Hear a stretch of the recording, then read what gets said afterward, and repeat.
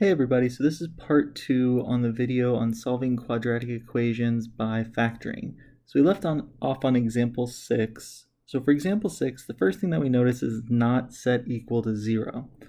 So first thing we need to do then is add 2 to both sides, and we'll get 3p squared plus 7p plus 2 equals 0. Now we can go ahead and do split p on it. So a times c would be 6, and b would be 5. The factors that we're going to be looking for are 1 and 6, both positive. So we can go ahead and split p using those. So 3p squared plus 1p, or just p, plus 6p plus 2 equals 0. Then we can do our grouping. So for the first group, we can divide both of these by p. We have p times 3p plus 1. For our second group, we can divide both of these by 2, and we end up with plus 2 times, again, 3p plus 1. Insides match, so we're going to have 3p plus 1 times p plus 2 equals 0.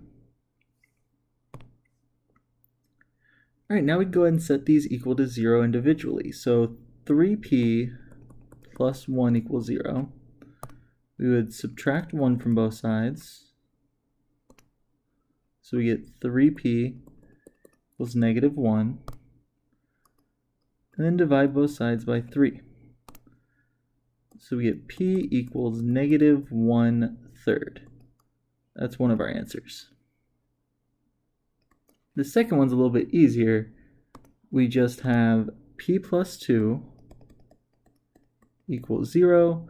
If we subtract 2 from both sides, we get p equals negative 2.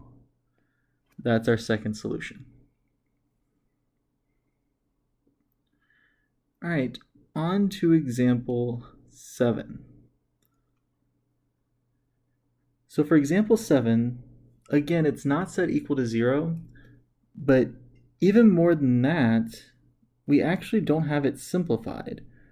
So we could actually distribute this. We'd get 2x squared minus 5x equals 12. And now we can start to actually set it equal to 0.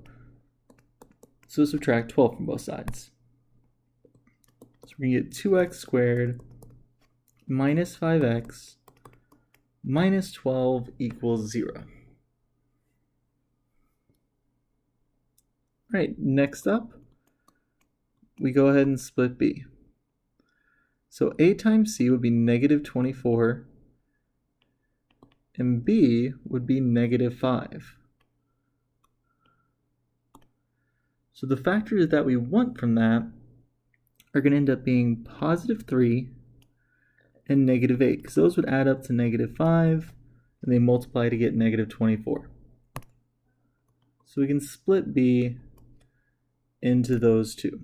So 2x squared plus 3x minus 8x minus 12 equals 0.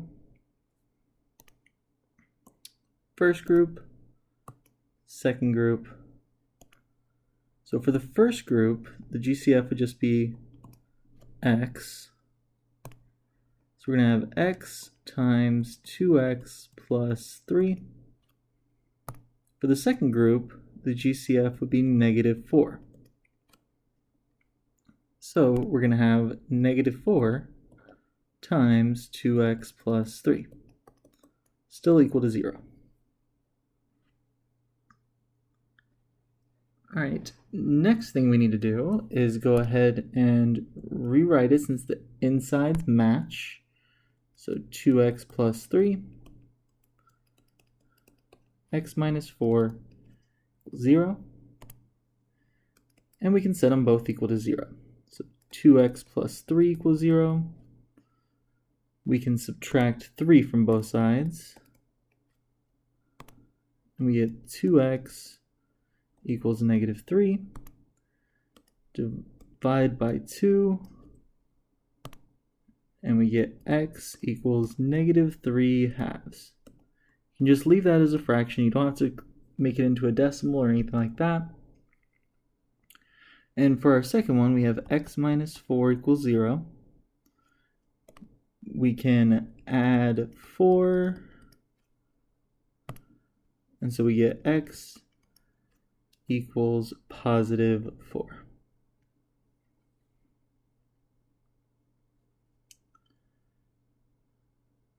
All right, example 8. If I clean this up just a little bit. All right, so same thing as number 7. The first thing we can do is simplify it a bit. And in this case, we can actually FOIL this out. So, first off, this x times x would be x squared. X times negative 1 would be negative x. Negative 2 times x would be negative 2x. And negative 2 times negative 1 would be positive 2. Combine like terms. We get x squared minus 3x plus 2 equals 12. Alright, now we can subtract 12 from both sides. So we're going to get x squared minus 3x minus 10 equals 0. And now we can factor it. So AC, B. So A times C is negative 10, B is negative 3.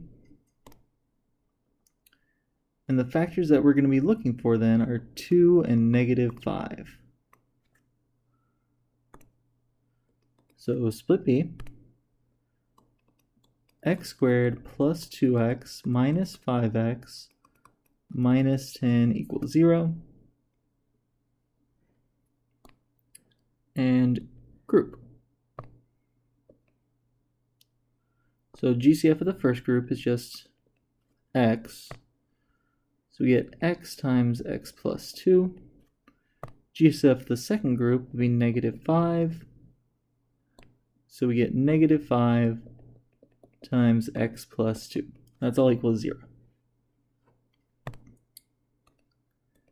Insides match.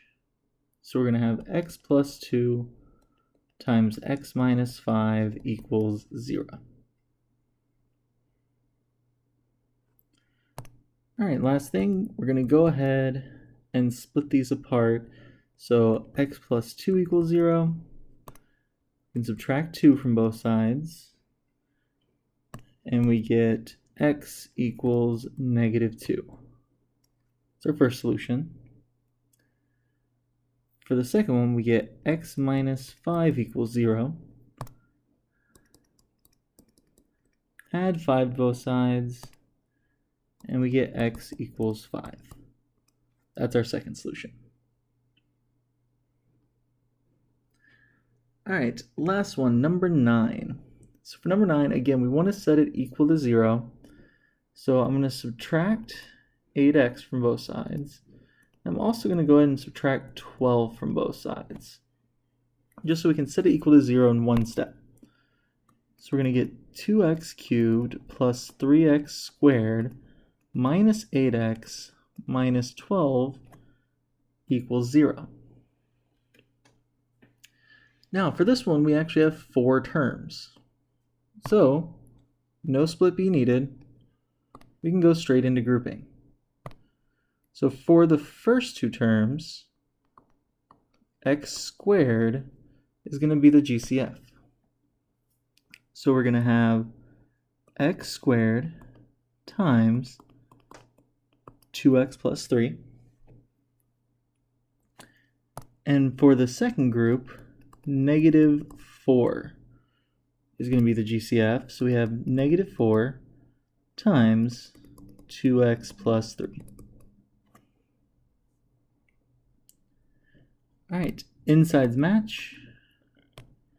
So we have 2x plus 3 times x squared minus 4. All right, now in this case, we actually still have a square. So since we still have a square, we need to continue with factoring. So in this case, this part is actually just difference of squares.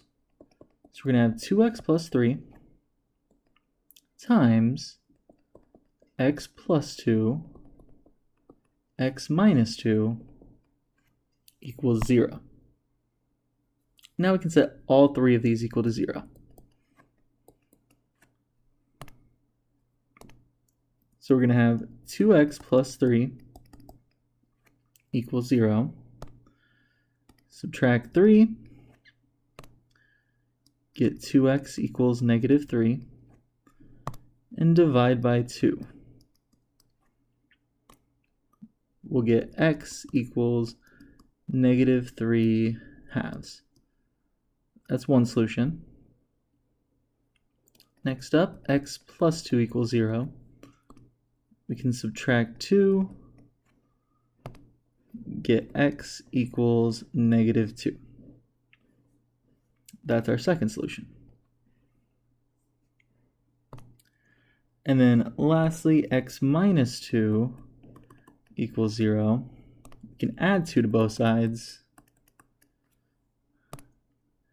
And we get x equals positive 2. Those are our three solutions. We have 3 this time since we started with a cube instead of just x squared. So this original problem had a cube in it, which is what led us to 3 solutions this time. All right, and with that said, that is it for solving quadratic equations by factoring.